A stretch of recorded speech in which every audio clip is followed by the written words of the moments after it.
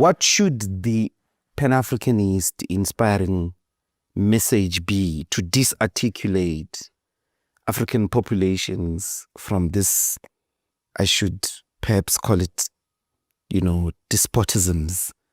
You, for instance, see elections, Cameroon, elections always when leaders have to be chosen or when leaders have to be held accountable, there's bloodshed.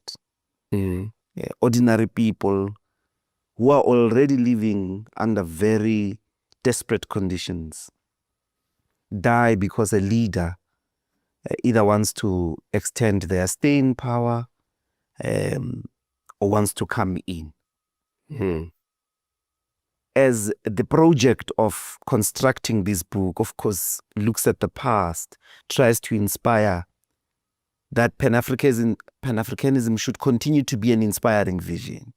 What would be this Pan-Africanist inspiring message to these young people who are reading the handbooks on how to solve this problem of African leaders, of the African state and political forms refusing accountability? Remember,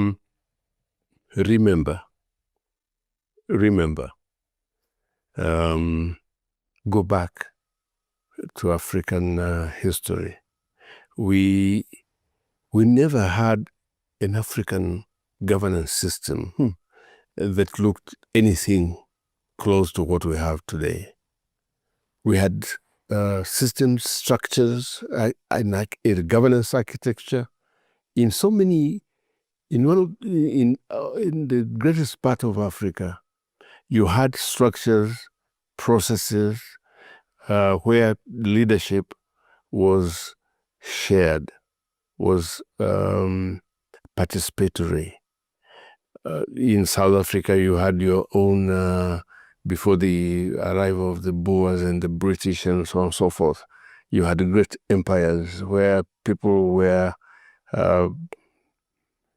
experimenting with a system that really worked in the Council of Elders, youth groups, the cooperatives in production and so on and so forth. Of course, that was all disrupted by colonialism, the slave trade, and so on and so forth.